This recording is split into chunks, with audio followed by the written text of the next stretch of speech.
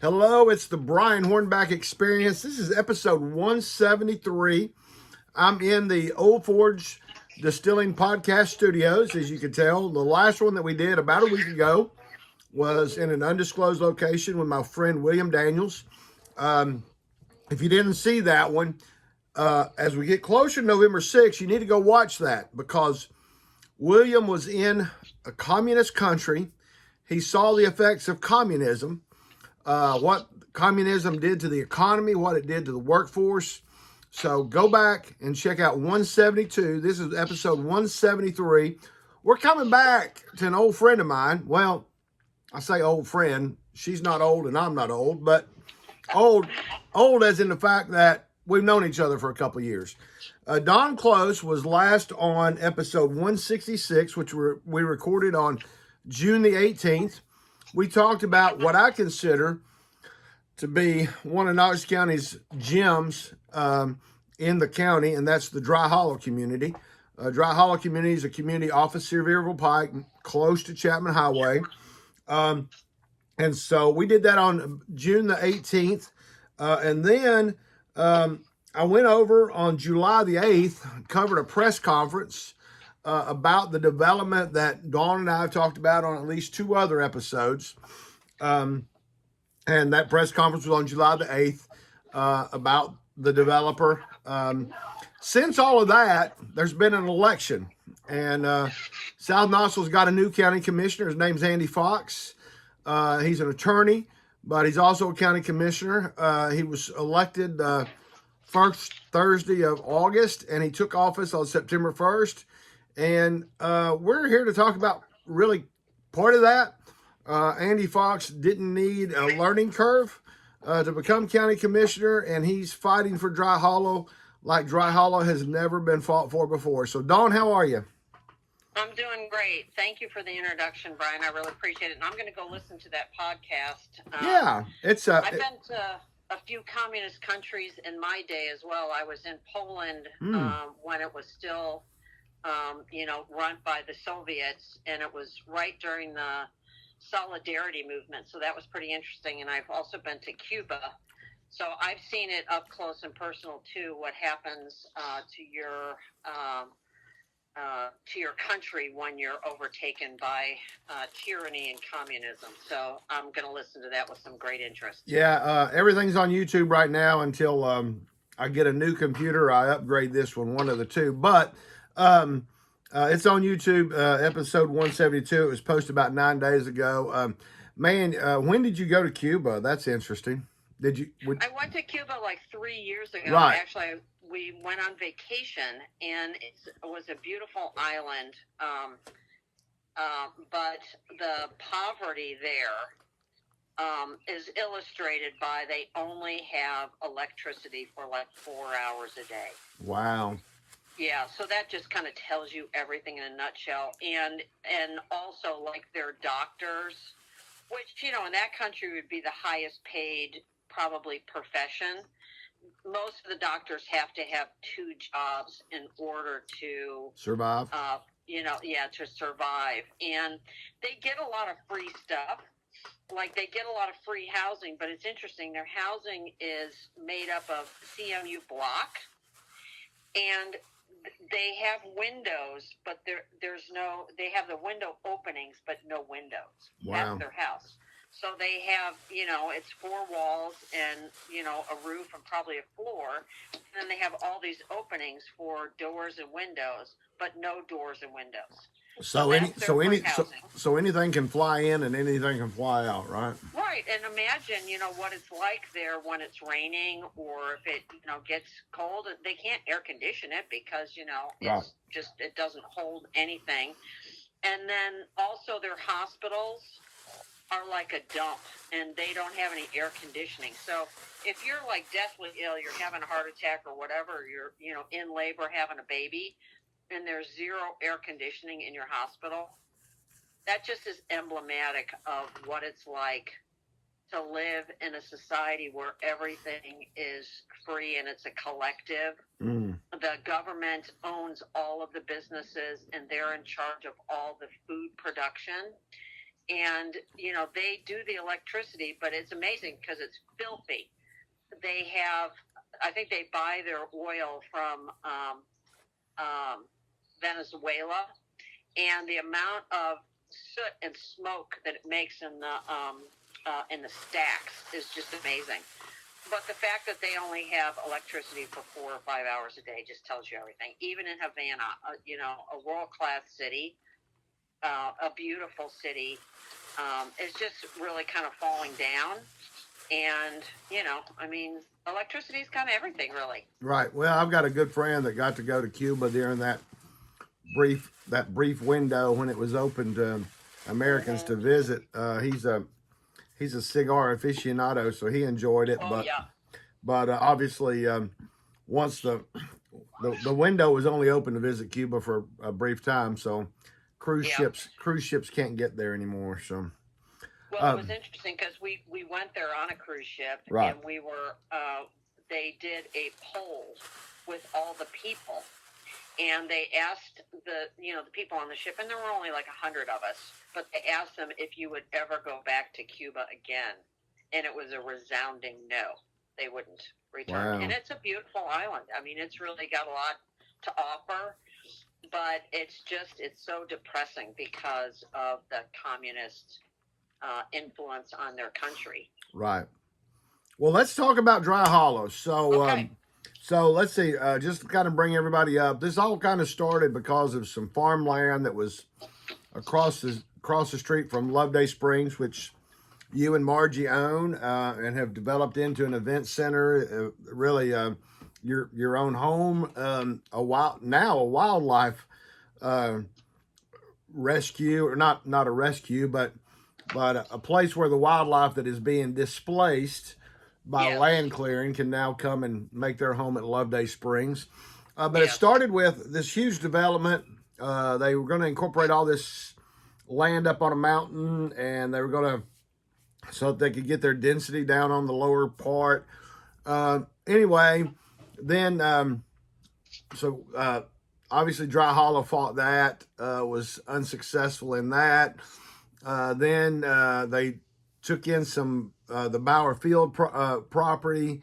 Bower Field is a community sports park, baseball park. And then as they're getting ready, I guess in August, after Commissioner Fox, then Commissioner-elect Fox was about to take office, they fast-tracked a rezoning.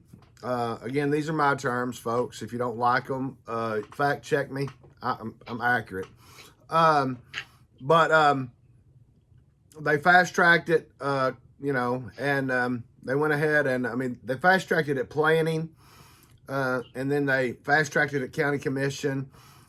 July the 8th, the press conference I just mentioned, the developers decided to take that land up on the hill that they couldn't build on and donate it to Knox County. Knox County accepted it for land through Legacy Parks, which is quasi-semi-government / private sector / foundation.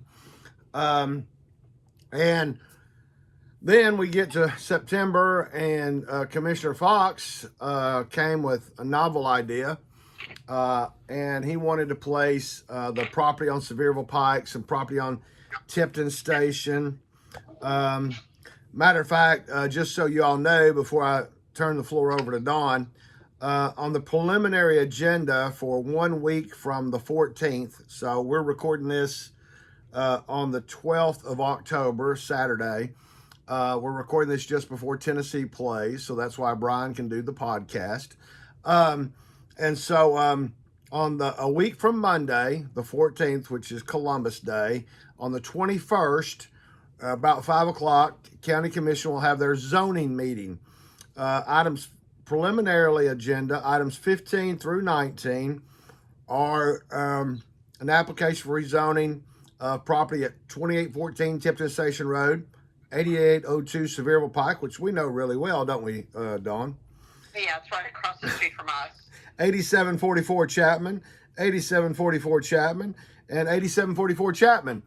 Yeah, that's all Bower Field. Right.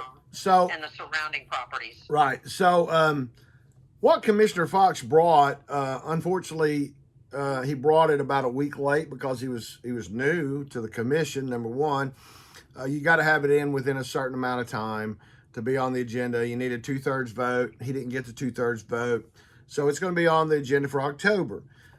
Basically, what he's asking is for these 5 items to go back to planning. So we're going to go back.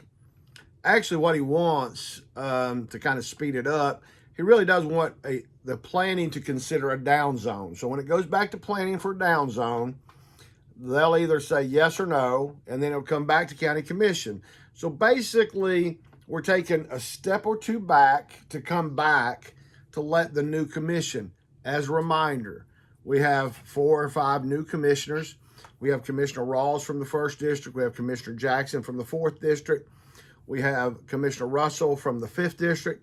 We have Commissioner Thompson from the 8th District. And we have Commissioner Fox from the 9th District. All those are brand new. One more vote, and they have a voting majority. Anyway, that's the background. Dawn, kind of fill us in and fill in any gaps that I might have left out. Okay. So this resolution that Andy brought, basically, as Brian was saying, actually just gives us an opportunity to review the 5 big developments that they recently approved through that hurry-up offense from the developers. That's actually the fast-tracking hurry-up offense and jam it through without regard to following normal procedure, because they had the commissioners that they wanted. They had Carson Daly, who was very friendly to developers, and they knew that they would get it through, and they were pretty sure that the new county commissioners would not look as favorably upon making these major changes, like Bauer Field, that's been there between 60 and 70 years. It's a staple, it's a historic landmark in our neighborhood, and they gave it almost no review at all. No review at all. They just jammed it through. So anyway, Andy put together this resolution that basically has us get a redo of the 9th inning. So we get to do the 9th inning one more time with the brand new county commissioners. And what we're asking for is that they use the brand new growth plan that we spent however many years developing. Over 2 years. Right. The old county commissioners that voted these these zonings through didn't use it. They basically just gave the developers whatever they wanted. And in particular, the Bauer Field ball field, they used a real big trick kind of in the middle of everything. Those are my words. They took land that was kind of unbuildable. Mm-hmm. One is 20 acres that's a swamp, and then a hillside. They can't build on either one of those, and they donated those to the county, and then it went to Legacy Parks. And, it's a kind of donation that you get $3.2 million in a tax write-off. So they got paid for their wonderful donation. And moving the ballpark and building it where the swamp is a pretty heavy lift. We're looking at $15 to $20 million to move that ballpark with no review. Now, when you talked to Carol Evans, and I think you talked to her on that on that July the 8th press conference. I don't think you had an opportunity to talk to her before then. And correct. I remember watching you talk to her after the press conference. Yeah. What kind of just curious, and you don't have to tell anything that it might be not everything you tell here is going to be public knowledge. So if there's something that shouldn't be public, then don't say it. But what had Legacy Parks done as far as due diligence on the property they were getting, and what's their plan for the property going forward? They didn't really do any due diligence. Like everything else, they take the developer's word for it. So this was actually read into the county commissioner meeting what the representatives of the developers said about that property over there, the swamp. They called it pristine, beautiful farmland. That's what they called it. So that's what Legacy Park thinks they're getting. So they called they called the hillside pristine farmland. Well, the hillside was something different. The Oh, okay, hillside okay, is okay. hillside. So the But the property park, directly across from you they call pristine farmland. yeah, the part where they were going to put the ballpark, Right. the 20 plus acres, The swamp is a swamp. And how we know it's a swamp is because one of the members of Dry Hollow used to be the farmer, the tenant farmer on that property. So right. he knows every inch of that property. And so this was kind of the first time that anyone was hearing that this is a swamp.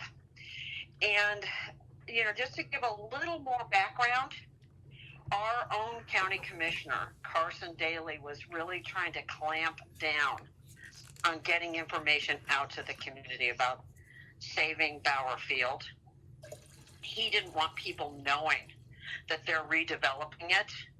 So he systematically went after our community for our yard signs in order to not have people know. And how people find out things here in Tennessee is the newspaper or the radio or the yard signs. Right. And, we had violated some ordinance or something about the yard signs. And I received a phone call from the sheriff's department. And it was kind of a threatening phone call. They said, well, if you don't take those signs down, we're going to come over there and collect them up, and then we're going to charge you. And if you don't pay those charges, we will lien your property. And on July the 8th, the day of the press conference, yep. after the press conference, after you got home, yep. you received a ticket, didn't you? I did. When I was pulling in my driveway coming from the Great Donation press conference, a sheriff pulled in the driveway behind me to give me the citation. What's happened with that citation up to this point? I had to pay it because I right. don't want them to leave my property. Right. So, ostensibly, I did have a friend of mine know some people at the sheriff's department, so I asked him to call down there, like, what's the deal, man? Why are they coming after me? Because we've had signs for years over all this development. It wasn't until Save Bauer Field and those signs went up, that's when they had a new game plan, which was to get those signs torn down. So they hired someone to go around town to collect up our signs. They'd go up during the day, and in the evening, someone would come along and remove the Save Bauer Field signs. I'm not making this stuff up. No, you're not, because I was well aware of what was going on while it was going on. So just so we can be clear, yes. you and I have had this conversation privately, and now we're going to have it publicly. Yeah. Yes, Knox County has an ordinance that prohibits signs from being in the right of way, prohibits signs from being on telephone poles, prohibits signs that are not legal. It's part of the sign ordinance in Knox County. However, there's a stipulation in that ordinance that campaign signs, either to elect or re-elect or not elect anyone in political office, it can't be, your free speech cannot be infringed. So those signs are grandfathered. They're allowed. So now publicly, Dawn, I'm going to say that those signs, in my opinion, are part of your and Dry Hollow's free speech.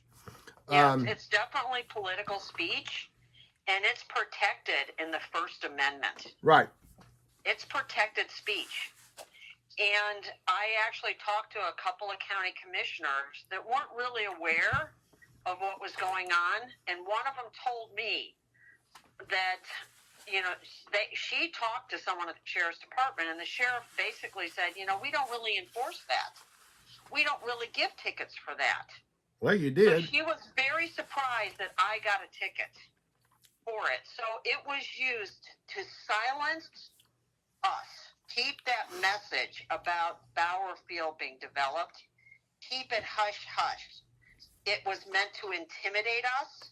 Don't put those signs out, or we're going to come after you. And number three, it was meant to punish me personally. I had to pay that ticket. And,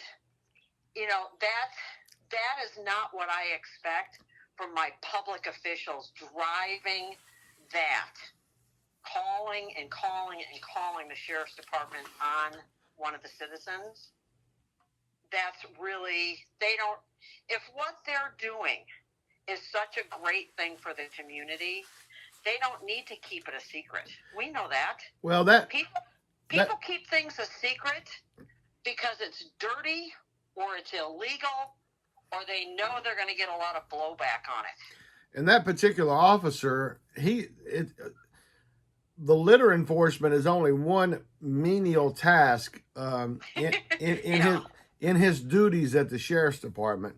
And so for him to have to drive out to Loveday Springs to issue you a citation kept him from what? Gang activity? Isn't he like a... Yeah, that's his main job, is he's the sheriff that's in charge of gang enforcement, gang activity, gang crimes. He's having to stop that, drive out here to Dry Hollow to give a ticket to a 65-year-old because I'm really breaking some very, very serious crimes out here, Brian. Right, exactly. So this is what you call, it's on a small scale, but this is lawfare. This is lawfare, and that brings me to my bigger point. Yep. So Andy is challenging with this resolution, did the county commissioners use undue influence to get these developments through? I say they did.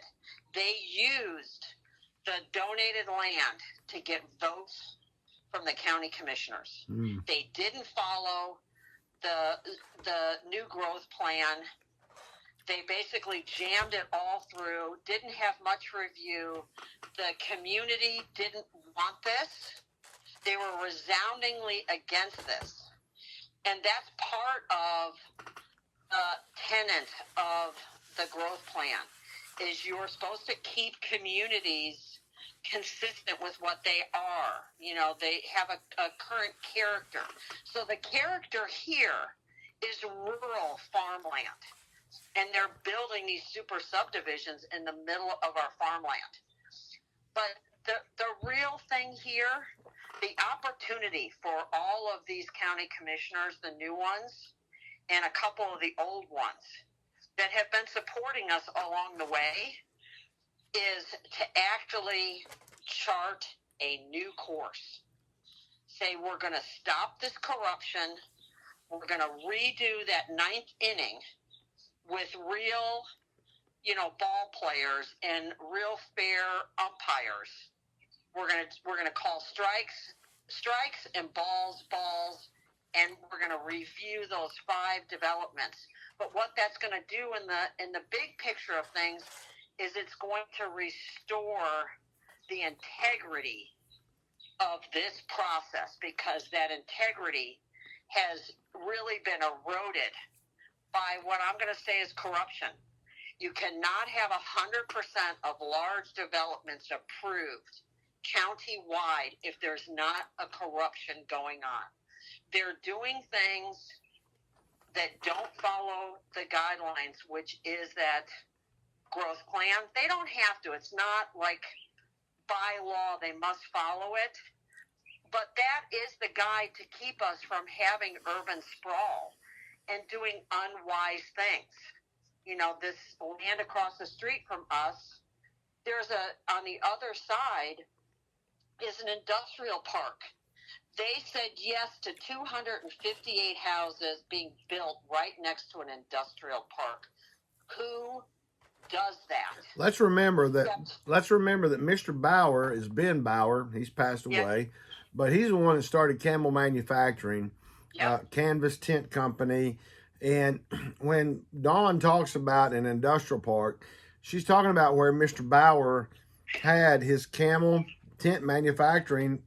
And granted, Camel is not there anymore, But Mm-hmm. obviously, in those buildings are now loud machinery Yeah. manufacturing directly behind the Baptist Church, right Yep. there on Chapman Highway. And also, let's remember, when we talk about Knox County, we could be talking about an area of the county that's within 600 plus square miles. But what we're really talking about is an area that is bordering Knox County with both Blount County and Sevier County. So we're Yeah, not we're half talking a mile. right. Yeah, we're on the edge. And that, again, that points to the urban sprawl.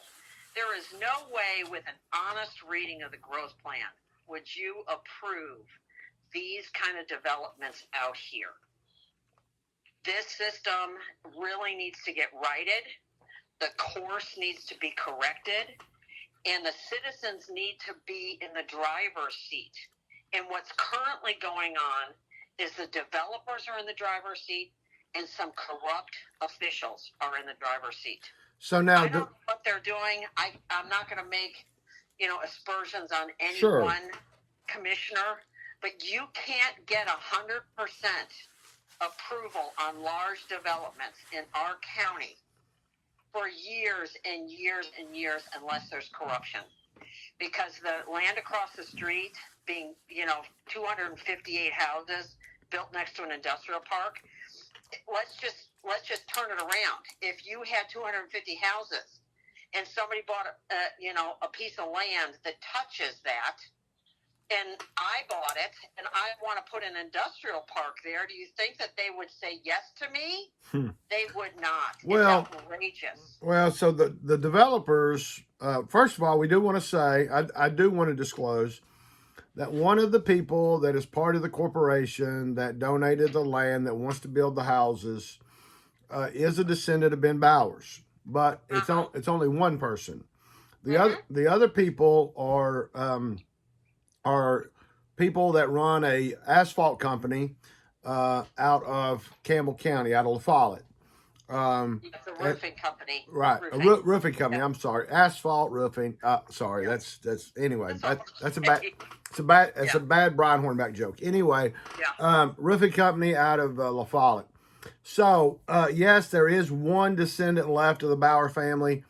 There was a lady that came to the last meeting who had done a lot of work for Ben Bauer. A lot of, as I recall, maybe some accounting, maybe some secretarial work for Ben Bauer. She did speak, but will you talk to the fact that she was discouraged from speaking at the commission meeting? Can you? Well, it was actually her dad. So her dad's name is Bill Hayes. Bill Hayes was pretty famous back in the day. He and Ben Bowers were contemporaries. And he and Ben and a couple of other gentlemen were the ones that came up with the idea for the Bauer Field. They wanted to give the boys a place to play ball. And so that lady that spoke, she's a daughter of Bill. And, she was, they were there when they originally did the lease on the Bauer Field to the county. They signed a 99-year lease for 99 cents a year. That's who Ben Bauer was. Yep. And his grandson is nothing like him because he's really only in this for money. He's only in this for money. You wouldn't do the things that he's done if you were interested in the community. We've made many outreaches to them to get them to come to the table so that we could come up with a compromise that would work for everybody. We're not unreasonable. Our business prior to moving here was, we're landscape contractors. My partner is an internationally known landscape designer. We've offered free design work to them to have things be beautiful. We've offered all kinds of things to try to entice them to work with us. And they don't. They're not interested. The county commissioners, when they were looking at the development across the street, two of the county commissioners said, let's do a cooling off period. Let's have both sides meet together and try to come up with a compromise. And we thought that was a great idea. They gave us 60 days So we could have had a number of meetings in that 60-day period of time. And our attorney kept calling and calling and calling the developers, and they never would meet until the week before the upcoming county commissioners meeting. They came to that meeting. We probably had 15 people from the community there, and one of the partners and their attorney came to that meeting, and they basically said, we don't have anything to offer as far as a compromise goes.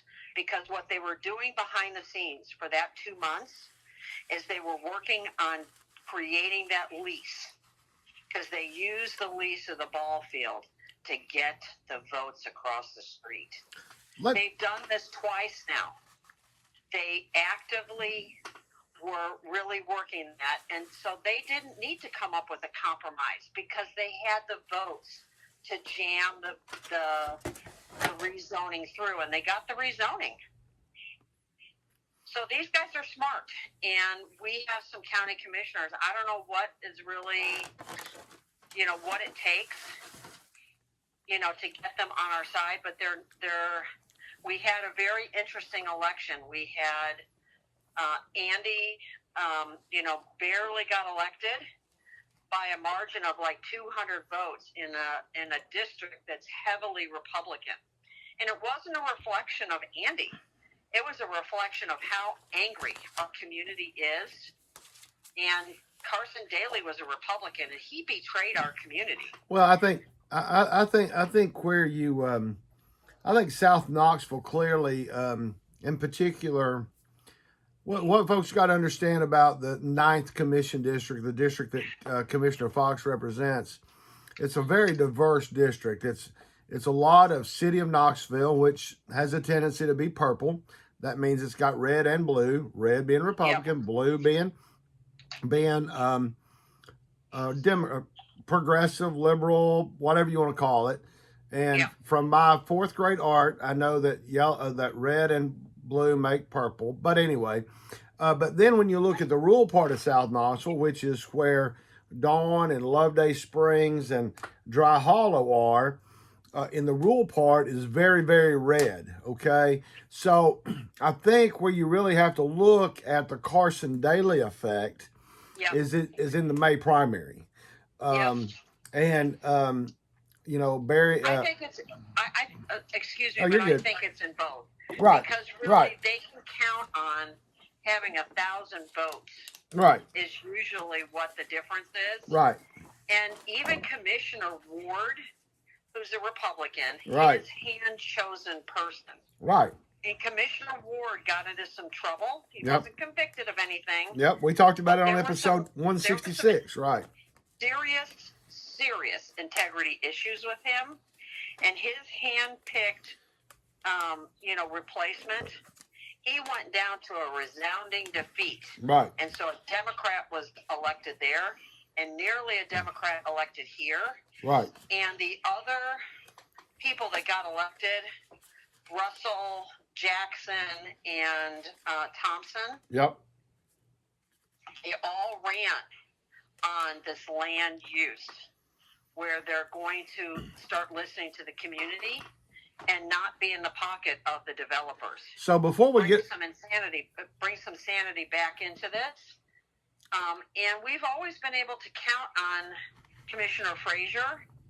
And I don't know, for some reason, she's not supporting this, Andy's resolution. So I'm going to warn anyone that votes against this resolution and continues this corruption, their careers in politics could come to a dead end here. Right. If they don't start following what the community, they made promises to us, and they're not fulfilling on those promises. And we don't see the reason why they wouldn't. We don't know why they would vote, for development in our community when we are dead set against it. Again, if they kept the zoning that they currently have and they built to that zoning, we would all say yes. but Well, this higher density, we don't want, and that's what corrupts the character of the community. And I want to give people a heads up about something that's really going on too in the community. And this is going to be kind of a controversial statement that I'm going to make, but it is based on a bunch of research that we've been doing. And what it looks like, they just passed an ordinance a few months ago, like a time or two before the Bauer Field rezoning to commercial and multi-use. They passed an ordinance that allows them to get between 12 and 24 units per acre. Wow. And so what I know is the dirty little secret, and people need to really be aware of this, the dirty little secret is since COVID happened, that the federal government, especially under Biden and Harris, they have been using the PPP money, and they're putting it in these little pots, and anybody that has high density and will do low income housing will qualify for very, very, very low interest loans provided by the government. Mm. And so those 20 million migrants that have gone across the United States, this isn't just happening here in our community and not just in Tennessee, although we are a real hub for it, but it's happening across the board.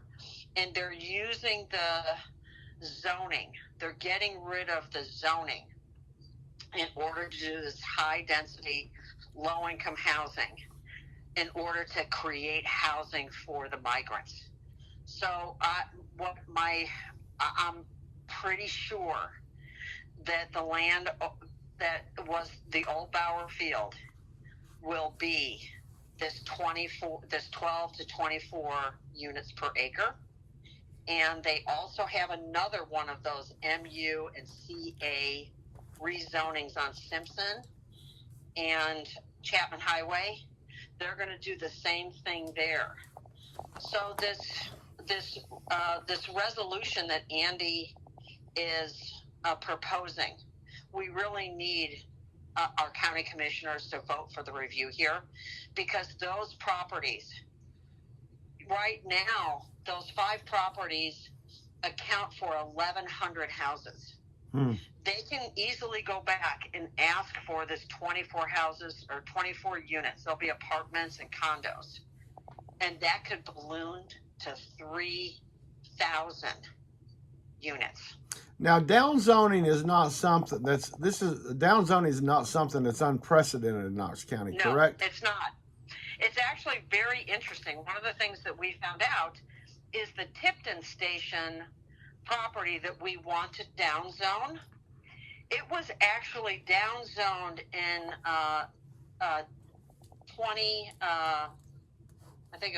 2002, and it was downzoned then from industrial to agriculture.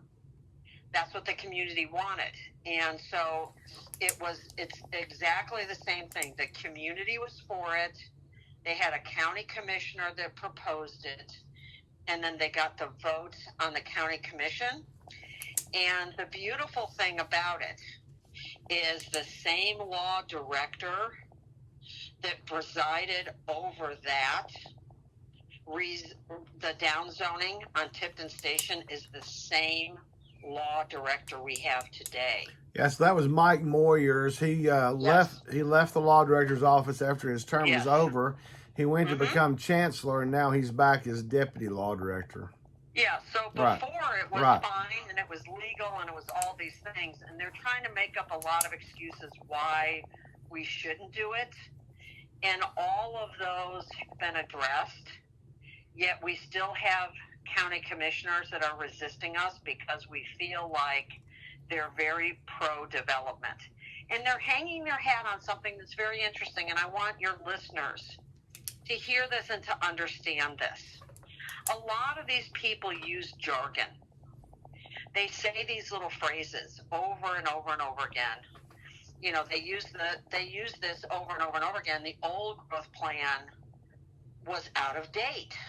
The old growth plan was out of date, and that's why they weren't following it. Now we have a brand new growth plan, and they are not following that either. So they don't ever follow the growth plan. So that's one. Number two is we need the tax dollars.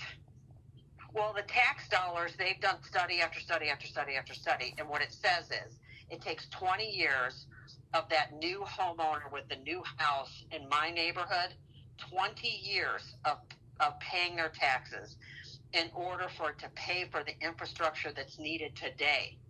So we're actually financing all of this development. The taxpayers are financing it, and these taxes are going to go up. This ballpark, the $15 million that's not funded, it's an unfunded mandate that we're going to get stuck with the bill paying for that because the developers want to develop their land. This isn't right for our community. The other technique that they use, and this is very much at the heart of Tennesseans, they say, well, this is a property rights issue, little lady. Property rights issue. We can't tell those developers what to do with their land. Well, that's one interpretation, but I think that that's not the interpretation that most people have. Most people have, you buy the land and it's agriculture, that's the zoning you've got. That's the zoning you're entitled to. That's the zoning you paid for. And you can do anything under that zoning you want to do, and you're free to ask for a different zoning, but that new zoning, the rezoning, is not guaranteed by just simply because you want it. It has to follow the criteria of the growth plan, which they keep throwing out the window and not using. It's kind of like when you go buy. It's kind of like when you go buy a new car, and you drive it off the lot. You get what you bought, right? Yeah, exactly. Well, I've said to some of these county commissioners, I say, what about my property rights? This is when you know that there's a problem. When my rights are being trampled by somebody else's newfound rights, that's not America. You can look around. They did this with the gay marriage. Not anything against gay marriage. It isn't that. But the gay marriage could have been handled a lot of different ways. You could have legal unions. Right. They didn't want that. They wanted the gay marriage. They wanted to be able to tell churches and religious organizations, you must perform marriages. Whether it goes against your, religious held beliefs, we're going to mandate that on you. So the cake maker and, the graphic artist, regardless of what their religious beliefs are, they are required. Mm-hmm. And so their rights are being trampled by somebody else's rights. What I know as an American, that's wrong. And these developers' rights are not more important or more valuable than our rights. Everyone in this community has property rights. And when you don't follow the zoning and the growth plan, because we participated in writing the growth plan, they're not following it, that goes against the community, and our rights are being violated. We don't want that, because our rights are important to us. Our property values, our quality of life is given by that. I didn't buy a house across the street from a super subdivision. I bought a house across the street from a beautiful farm and that was zoned ag. Right. And that's what I thought it would always be, is that. So two things I want to cover before we get off here. One is, sure, we've talked about developers and code words and those type of things, but one thing I've noticed is developers pretty much hire one of four attorneys, and I have a friendship with at least three of them. But yes. but they typically hire the same attorneys, and they also have a tendency to hire other individuals like engineers. What has been your experience with, in particular, Dry Hollow, and whatever you could say publicly about what you've seen as far as the people that they associate and contract with? Well, it's really interesting to me. I mean, we just discovered this the last meeting that we went to. We were reading through all of the different business that the commissioners were going to handle that day. And one of the things that we noticed is there were 3 items on, the docket of things that were going to get voted on. And all 3 of these were really the same. They were the county looking to hire an engineer. And it was different projects, 3 different projects. It is all the same engineer. He gets all the business. And it was very curious. We added all of it up. And this was just one meeting. God only knows what other business this guy's doing with them. It was $420,000 worth of business. Is that appropriate? Because he's the same engineer that the developers across the street and the developers have hired this same engineering company. And everyone talks so glowingly about these engineers. And I've looked at some of their work. One of the things that we figured out across the street was they did a stream determination. And we have someone in our family that's a hydrologist, and he looked at the same maps and all of that, and he said, hey, their engineer made a mistake. And this stream is not identified properly by those engineers. So that guy greases, it's the good old boys group of people. It is the same people over and over and over again, and they're all on the gravy train. And to me, that kind of stinks to high heaven. And really, I'm so glad that Andy Fox is our representative. I was not sure who Andy was going to really be, but right out of the chute, he put this, this proposal together, this resolution. He also has another ordinance that he wants to get rid of. And I told him he needs to put on the kill list is that ordinance that allows 12 to 24 units per acre. That's got to be on the kill list, because that's going to really balloon some things that the whole county is going to really regret.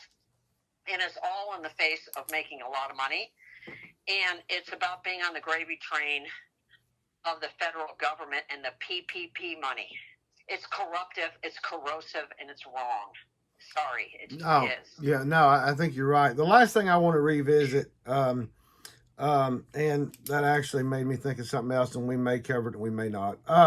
But the last thing I want to cover is the former commissioner. He and I tolerated each other, but there's no doubt he don't like me. And I mean, I like everybody, but if I find out somebody don't like me, then I just avoid them. But let's go back and revisit when Kim Fraser was elected, and when she won the I believe it was after she won the primary in May of 2022. She and I came out to a meeting. This shows that when I said that Dawn was an old friend, this shows that Dawn and I go back at least 2 years, because it was, I believe, in May or early June of 2022 that former Commissioner Schoonmaker and your former county commissioner had what they called a sunshine meeting, and they actually had it at Bauer. Yes, they actually had it at Bauer Field. Myself took my lunch break from my day job, because I had a grocery sales job, and I was in grocery sales for over 40 years, but that's beside the point. Took my lunch break, and I came out there, and me and Kim Fraser got there at the same time. But you and the Dry Hollow people also showed up. Yep. And when they went to talk about, and the whole purpose of this sunshine meeting was to talk about the things that are going to be on the agenda, because as elected officials, they supposedly can't talk about things unless it's sunshine. And I have the audio recording from that meeting, and you all tried to give input Yeah. about Dry Hollow because clearly your commissioner hadn't been listening, and you and at least 12 or 15 of your neighbors got shut down and said, "This is not your meeting." Yep. Yeah, our public officials, you guys, these people are very, very arrogant. The new people, I don't know.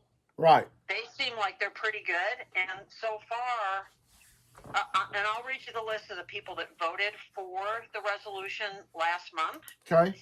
And we need a couple more, but they seem to be very responsive to what the community wants. But Carson Daly and that other gentleman, because I actually called it out in a meeting a few months ago, and I said to the whole commission, I said, our commissioner, Carson Daly, has not been representing us. I remember, and that person that called that sunshine meeting came to his great defense, didn't he? Yes, he did. And these guys are, and I mean, there's a lot of blind eyes. If you're sitting there next to a guy that you know is crooked and is doing backroom deals, you should stand up and clean it up. If you know that there's a county commissioner that's harassing a citizen around signs, you should sit him down and say, don't do that again. That's what you do. If you're a responsible leader in the community, you don't tolerate corruption. You don't turn a blind eye to it, and you start standing up. And I'm really hoping that Andy's leadership can really take hold. Kim has an opportunity to join forces and make this voting coalition, but she's got to come to her own conclusion now. She has one opportunity. If she doesn't vote for this, these people here in our community are not going to forget, because that's a betrayal. She told us that she would stand with us. She's got her 400 reasons, but none of those reasons are good enough for us. You're either with us or you're with the developers. And right now, there are some county commissioners that have told us that they would be with us, and they're voting against us. So the people that voted with us, I want to acknowledge them. Yeah, do that. So first off, there is Angela Russell with the 5th District. She's a new county commissioner. She voted yes for Andy's resolution. Right. And then there's also Rhonda Lee with the 7th District. She's also an attorney, and she's really showing some serious leadership too, and some serious chops now, because she's been on the commission for a while now. So she was a big yes for this. Adam Thompson of the 8th District is new, and he voted a strong yes as well. And then Andy Fox is leading the charge. And as I told Andy, I said, Andy, this one issue, the land use issue, I said, this is a career builder for you, because people all over this county have been getting run over by this process. They've been steamrolled. You know, these people have not been following the growth plan. So there's no integrity around what they're doing, and they're ruining communities. This is real. What they're doing is real. When they turn this into a super subdivision on these tiny little country roads, people's kids are going to get killed. This is real stuff. This isn't a theory. And so we have a couple people that we want to call out, that we want them to reconsider their position. I want Kim Frazier to reconsider her position and come to our side and vote yes. She's currently vice chair. Yes. Yep. And she has always supported us in the past. But I say it's always easy to support when you know that you don't have the majority. So those things they look good on paper, but what are you really getting accomplished? She needs to throw in with Andy and show the leadership that I know she has. Damon Rawls, he's new. and he's from the 1st District. You know, he could really form part of the great coalition here because there's some real crossover. The development that's happening out here in the country should be actually happening in the city. So I think it could bring some tax dollars to his community, and we could work very well together with Damon Rawls. And so I'm encouraging him to vote for this as well. And Dr. Dacia Lundy was always on Dry Hollow's side, his predecessor. She was. I mean, she was one of the people that, you know, suggested that we have the meeting with the developers and the community, trying to come together with a compromise. And Courtney Durrett was also someone that voted with us in the past, and she voted no. And then the last person is Shane Jackson. He's new, and he took over for Commissioner Ward, and he ran on this. He owes his constituents this vote, and he needs to join the coalition here of the people that are going to restore the integrity and start following the growth plan. If he doesn't, he will not be reelected to his seat, and neither will some of these other people, because they promised their communities. So the ones that are adhering to their promise, I will, you know, blow their horn every minute of every day, because I really appreciate them being their word and showing that leadership and standing against this corruption. We've got to do it. This is our one chance. This one act by Andy can restore the integrity of the whole growth system and the land use in our communities. So if those 4 people that you called out that voted no in September, and they may they may have had valid reasons for not wanting to quote fast track it, put it on the agenda. But if those 4 people would join with those other 4 people, then that gives you a 2/3 majority. And before we get off, one last thing about the former commissioner, and I hope to never talk about the former commissioner of the 9th District on a podcast again. But let's go back to July the 8th real quick before we finish this up. Okay. He stood up. I've got it on recording. You know, when you've been sued for libel and slander, you have a tendency to record everything. But I won that lawsuit, by the way. Anyway, he stood up and said that the developers took him to the highest peak. Yes. Looking down on Dry Hollow. Yep. And they said, how would you like a new Bauer Field? And he said, that was great. But after having been at Loveday Springs back in 2022, the first time I'd ever heard the former commissioner say anything about the developers talking about a new Bauer Field was on July the 8th of 2024. Yep. Well, you know, he was caught in a lot of untruths, Mr. Daly. So this is a direct quote from a post he did, directed again at one of the citizens from Dry Hollow.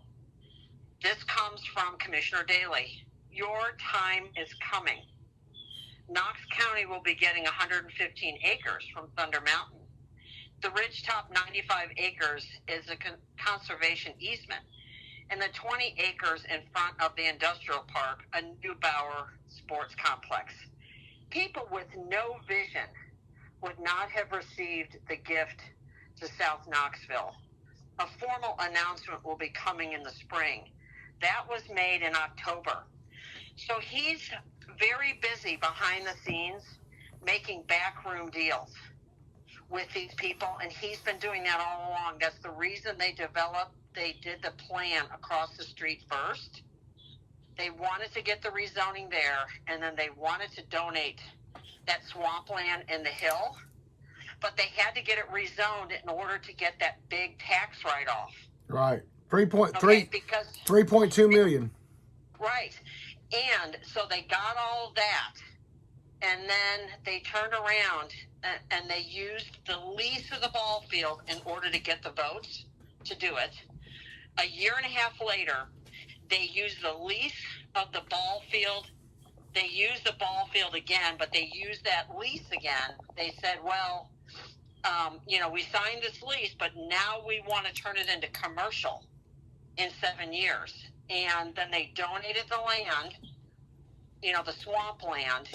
So they used the ball field twice. So they gave the donation, which they got $3.2 million for, and they used the ball field, and they got the county commissioners, because they all talked about it during the meeting. Isn't that great? What generous people these developers are.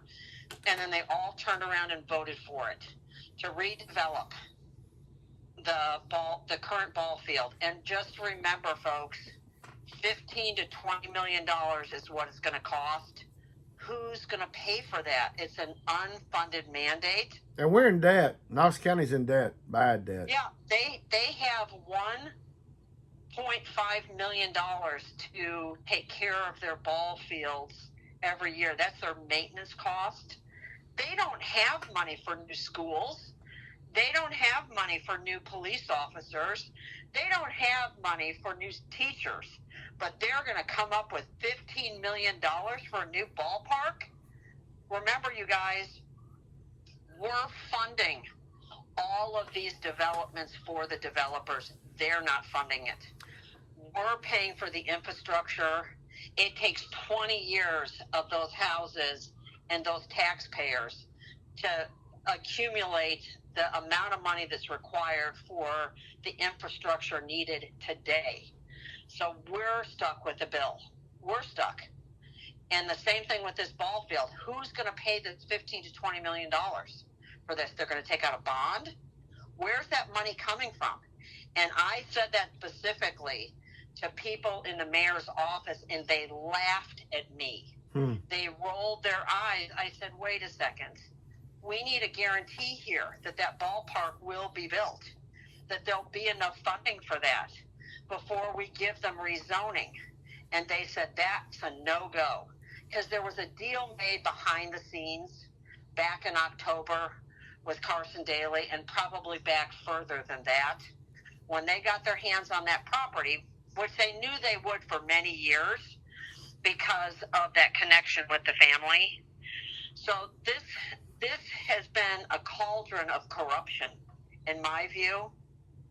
Votes for land, votes for a lease, and that ballpark is being used every which way.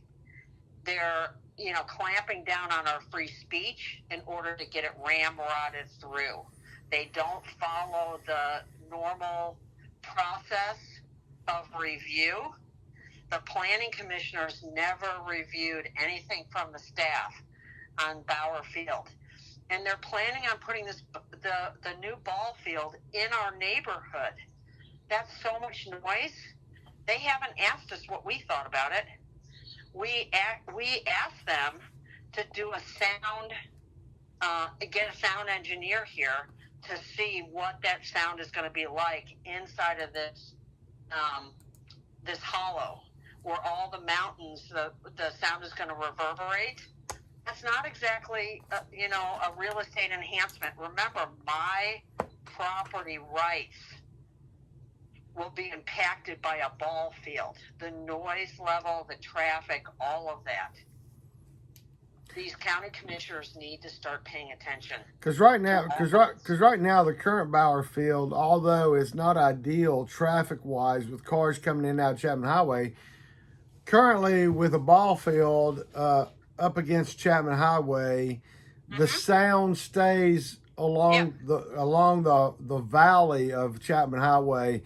When you then put it over on the swampland across from Loveday Springs, it's going to echo off the hills that surround Loveday Springs. So, Dawn, I appreciate you being on here again. I'm sure we'll have another discussion after October 21st. In full disclosure, folks, there's been a lawsuit pending for about a year and a half. That lawsuit's still out there. That's in full disclosure. Commission knows it. The public knows it. Everybody knows it. But Dawn, just as a teaser, when all this is said and done, I hope that you and Margie are taking good notes, because I would love to be able to do a podcast about what you've seen behind the curtain of county government. Great. We will absolutely do it. We'll make Margie get in here and do a little talking her own. Oh, I'd love to talk to Margie. And yeah. Anytime those dogs of yours need a little extra love, just know that yes. Uncle Brian is ready and available. Excellent. Well, maybe if we win this resolution that Andy has put forth, we'll have a huge party at Loveday Springs, and you'll be invited. That'll be great. I appreciate it, Dawn. And you and Margie have a great night. And let's hope the Vols don't do at Neyland Stadium what they did in Fayetteville, Arkansas, because you know what? Here's the thing. I'm going to say it on the podcast because I've said it to a lot of people privately. Ever since Butch Jones was hired, I didn't have any faith in the Tennessee Volunteers. I did kind of like Jeremy Pruitt because he said, I like that. I like Ike, but Jeremy was a crook. I quit having faith in Tennessee until they won in Norman, Oklahoma, and then they went to Fayetteville. So I'm back to being a quiet Tennessee Vol. So yeah, well, we all want our home team to do well. Yeah. So let's hope the right thing happens and those boys, they go for the long ball. Absolutely. Quit playing that Fulmer conservative ball. Anyway, that's all the sports talk for Brian Hornback Experience. Thanks, Dawn. Thanks, Brian. I really appreciate it. Thank you. Bye-bye. Now.